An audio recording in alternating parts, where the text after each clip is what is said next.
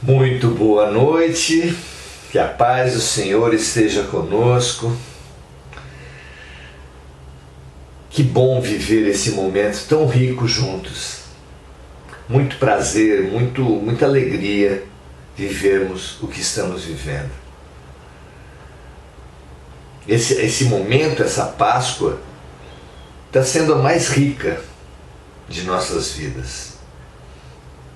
Mas apenas para aqueles que tiverem olhos de ver, é claro, sempre, não é? Então vamos tentar trabalhar um pouco a nossa visão,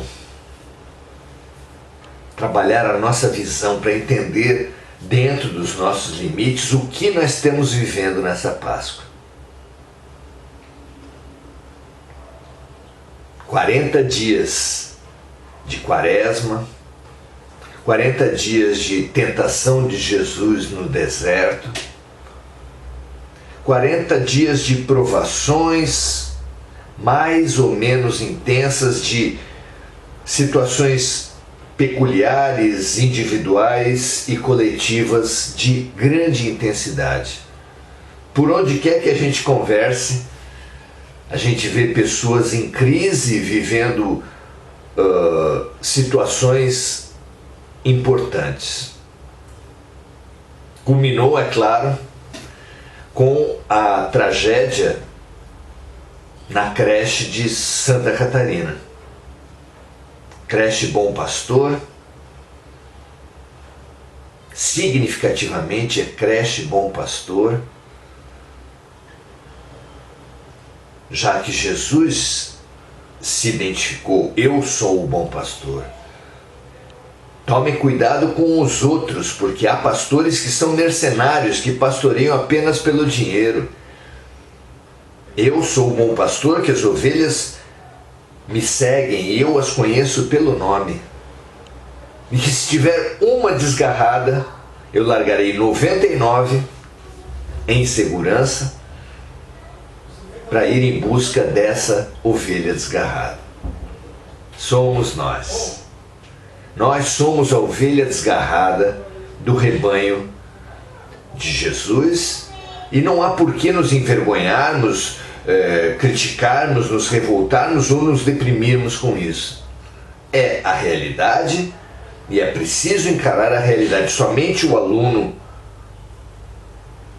que tiver reconhecido a sua distração, a sua falta de concentração, a sua dispersão, as suas faltas, olha que palavra fantástica, somente o aluno que reconhecer sua fragilidade como fruto das suas muitas faltas, poderá, se fazendo presente, que palavras fantásticas, aproveitar o momento da recuperação.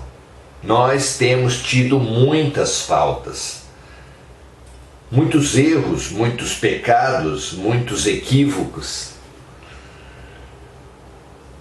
E são esses equívocos que retornam para nós mesmos como chamamentos, como advertências agora.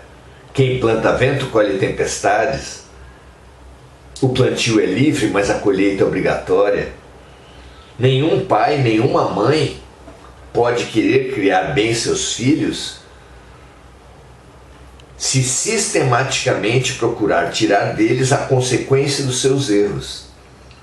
E o pai amoroso, o pai perfeito, o pai bom, jamais faria isso. Ele permite agora que as consequências dos nossos erros cheguem até nós, mas disponível, atento. Deus está ao alcance de uma oração. Lembrar disso é fabuloso e torna urgente a tarefa de sabermos o que é oração. Oração está longe de ser um conjunto de palavras convencional, decorada. Oração não pode ser decoração. Não pode ser um rito decorativo. A oração é qualquer movimento ou prática que eleve o nosso padrão vibracional. Simples assim. Pode até ser um Pai Nosso, uma Ave Maria, uma prece de Cáritas, oração de São Francisco, ou qualquer outra. Desde que mobilize emoções, altere vibrações, eleve o ser. Mas a oração pode ser também cantar, quem canta seus males espanta, dançar, ouvir música. A arte em geral, a boa arte em geral, é uma oração. O contato com a natureza, e também varia aí de pessoa para pessoa, pode ser um mergulho no mar, pode ser simplesmente colocar o pé no chão, tomar um banho de luz. Adoro esse aprendizado que uma coleguinha de trabalho me passou uma vez, que quando ela chegava agitada em casa, a mãe mandava tomar um banho de luz, e era simplesmente um banho em que ela se imaginava banhada de luz junto com a água. Receita fantástica. Isso é oração, claro. É passe, é cura, é oração. Nós temos que ter um arsenal de orações para todos os momentos.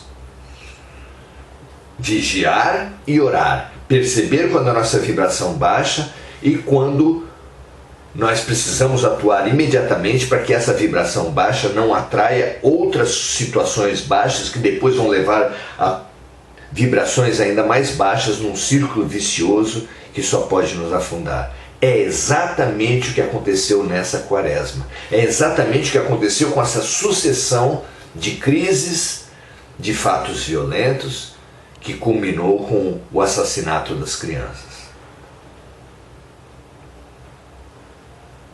Qual a primeira tendência de todos nós ao nos defrontar com uma sombra tão espessa, tão pesada quanto essa? Descrer, perder a esperança, nos entristecer e indo além do entristecimento, nos afundar em quadros depressivos. É um perigo enorme. Um perigo enorme. Em tudo equivalente ao momento que nós estamos passando. Porque os discípulos ficaram todos com muito medo e com muita tristeza após a execução de Jesus. Ontem, Sexta-feira Santa, simboliza o dia da execução de Jesus, o dia da desesperança, o dia do medo, o dia da descrença. Tudo isso sobreveio no dia seguinte à execução, que é hoje, o sábado.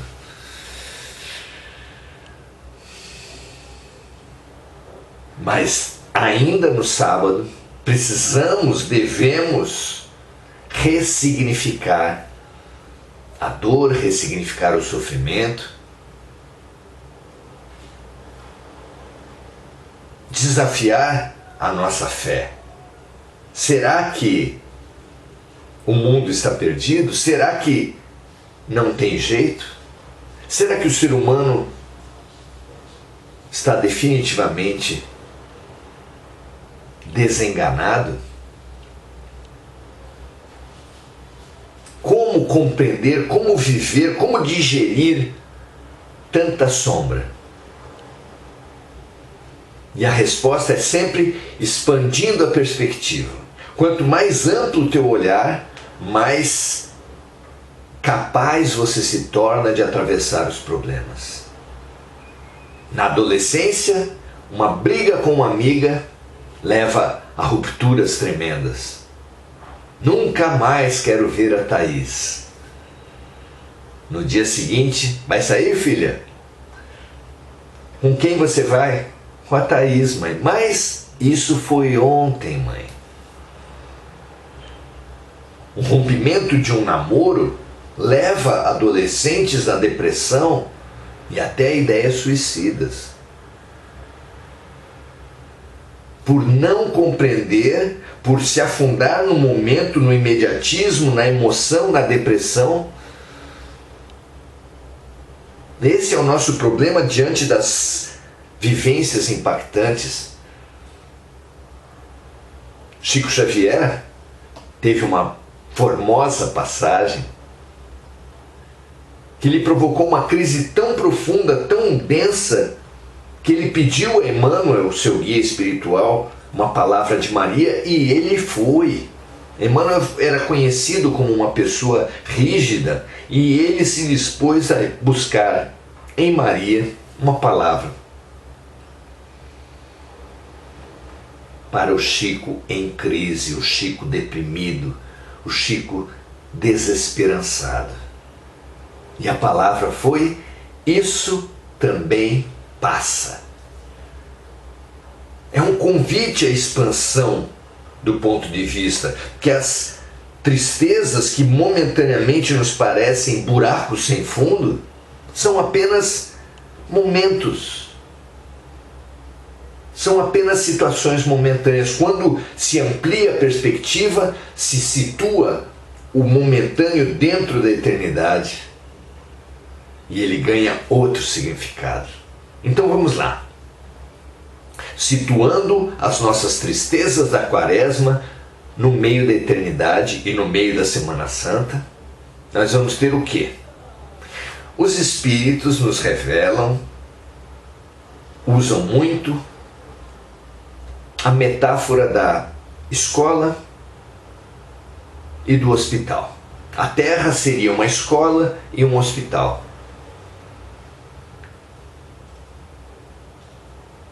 Num hospital, por exemplo, muitas das pessoas que estão no hospital correm um risco mental, espiritual muito grande. Médicos se encontram e falam: eu perdi um paciente. Parentes desesperançados nos corredores se abraçam, se agarram, se desesperam, porque perderam maridos, esposas, pais, avós, tios, filhos. Mas como perderam? O que se perdeu no fenômeno morte? Os discípulos perderam o Mestre? Nós perdemos nossos amores? Da visão estreita surge a depressão insuperável, a situação invencível. A depressão e a fuga. Da perspectiva ampla, porém, o que nós podemos pensar? Hoje, na mensagem que nós postamos no Facebook, nós comparamos essa situação a um hospital em meio a uma tragédia coletiva, a uma catástrofe que gerou muitas vítimas.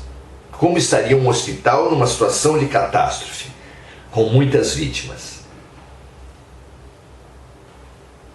Muita atividade, muita emoção, muita sobrecarga nas instalações, nos equipamentos, nos remédios, nas pessoas, parentes, motoristas de ambulância, recepção, enfermeiros, médicos, todos sobrecarregados.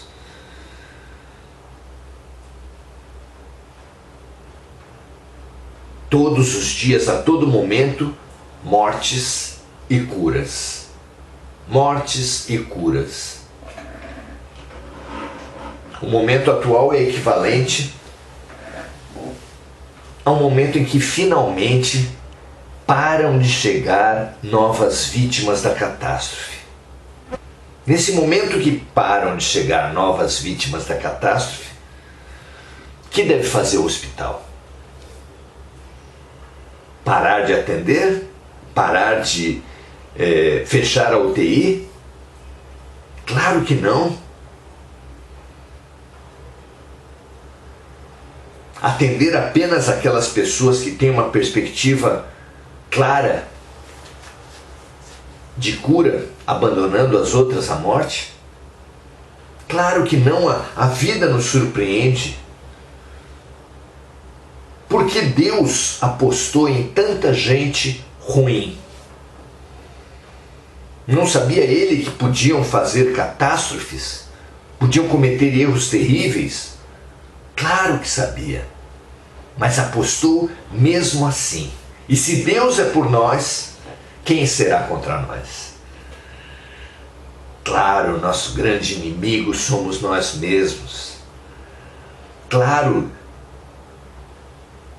o aluno que passa pela recuperação pode aproveitá-la e promover-se, pode não aproveitá-la e repetir.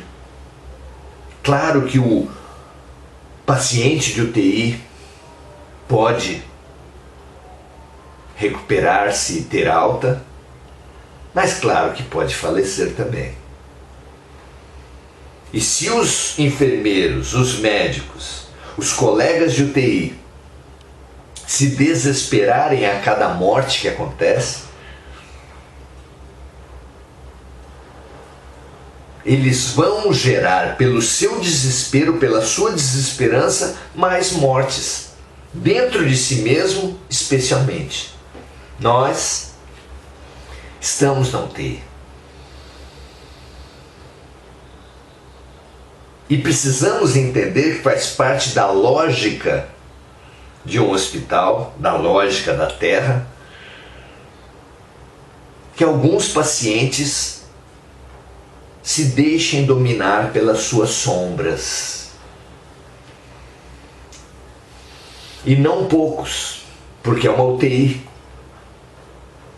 Muitos pacientes se deixarão dominar pelas suas sombras, mas se nós nos deprimirmos, se nós perdemos a esperança, se nós perdemos a fé, a começar pela fé em nós mesmos, mas pela fé na própria estrutura do hospital, na própria lógica hospitalar, aceleraremos a nossa própria queda. Se ao contrário compreendermos a lógica hospitalar, agradecermos que Deus investe, acredita, atua sobre nós, essa crença, essa fé nos ajudará muito. Jesus, a cada cura sua, fazia questão de frisar: a tua fé te salvou. Olha o poder que tem a nossa visão em meio à tragédia, em meio à guerra, em meio à violência, em meio à transição. Não é fabuloso isso?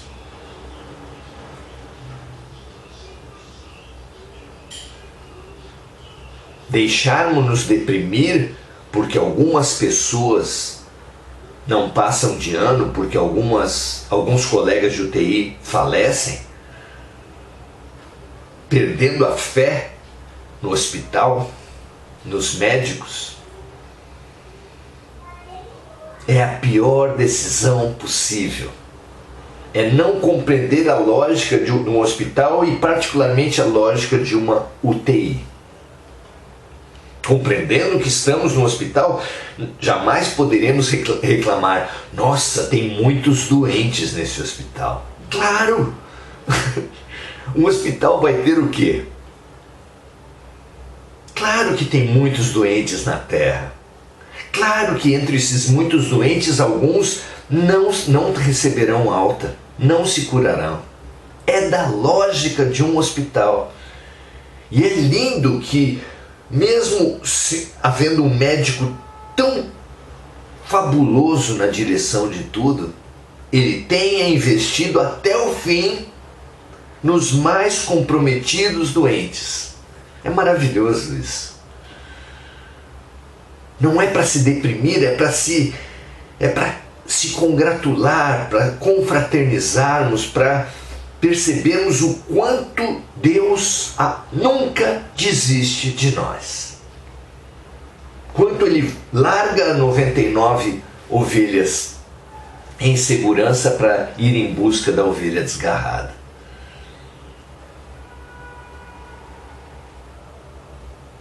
Sabendo que ela sempre tem a liberdade de entrar na toca do lobo, sabendo que cada um de nós sempre tem a liberdade de continuarmos decidindo errado. Mas mesmo o continuar decidindo errado, mesmo entrar na toca do lobo, fará parte do aprofundamento do problema que gera o impulso da mudança. Só uma crise profunda leva o alcoólico a falar: eu sou um doente. E aí abre-se a cura. Só às vezes uma repetição de ano faz o aluno falar: eu preciso me dedicar mais. Isso é fabuloso. O aumento das sombras não é indefinido. Não há mal que sempre dure, nem bem que nunca se acabe. Depois da tempestade vem a bonança. É claro que as crises levam alguns à revolta, à queixa, à depressão. Mas é claro também que alguns, na crise profunda, dizem: quero mudar. Os problemas começam em mim. Eu preciso me transformar, eu preciso mudar para fazer parte da melhor mudança, do melhor movimento do mundo. Porque o mundo sempre está em movimento, como uma estação de trem que tem trens indo e trens voltando. E cabe a cada um de nós comprar a passagem para o trem que avança ou para o trem que volta para trás. Estamos nesse momento. E mesmo o trem que volta para trás, que dá um passo atrás, que nos fará viver novamente o impulso de tomar o trem na direção certa, vivenciar de novo os trechos da estrada, os trechos da viagem que nós desperdiçamos. Mesmo isso não é à toa. A prova serve fantasticamente para colocar cada aluno no melhor ambiente pedagógico para ele. É descaridoso colocar um aluno que não dominou certos conteúdos num conteúdo ainda mais difícil.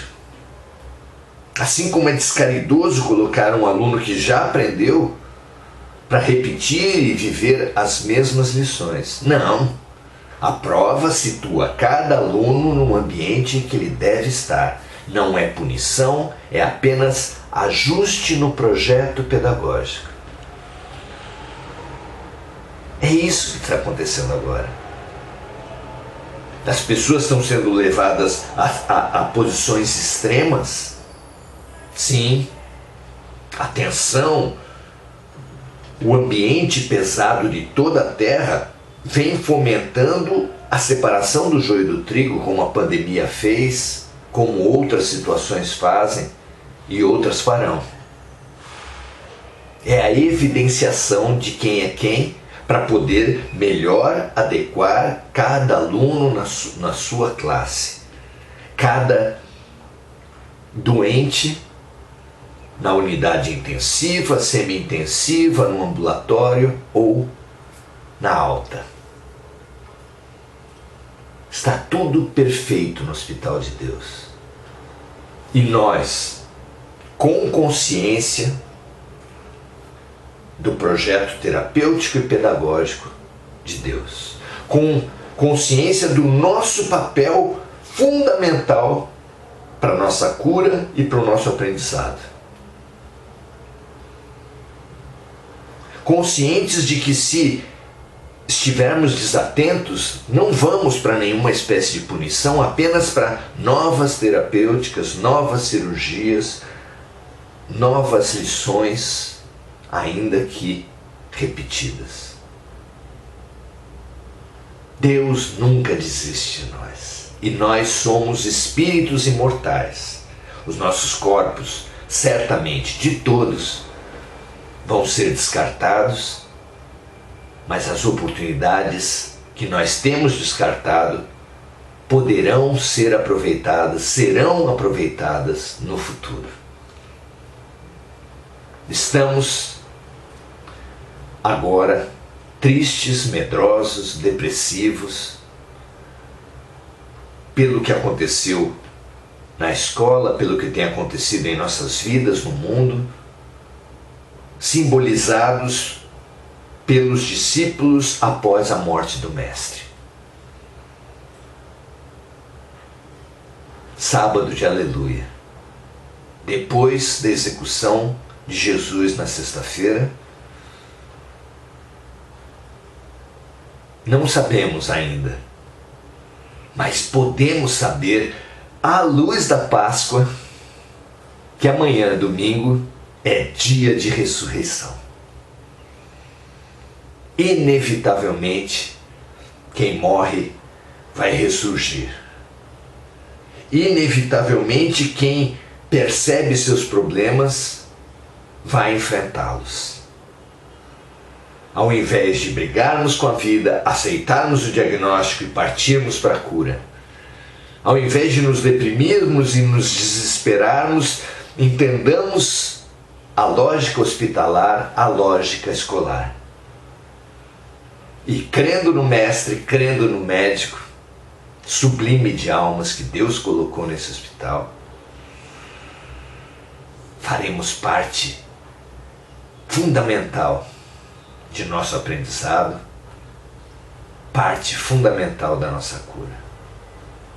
É muito bom estarmos aqui, muito bom entendermos que esse sábado de tristeza e de recolhimento antecede o domingo glorioso da ressurreição. Amanhã, 17h30, estaremos conversando sobre ressurreição,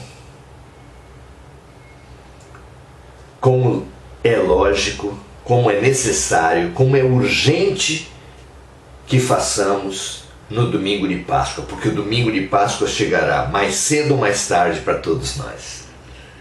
E conscientes, e informados, e integrados ao movimento da vida,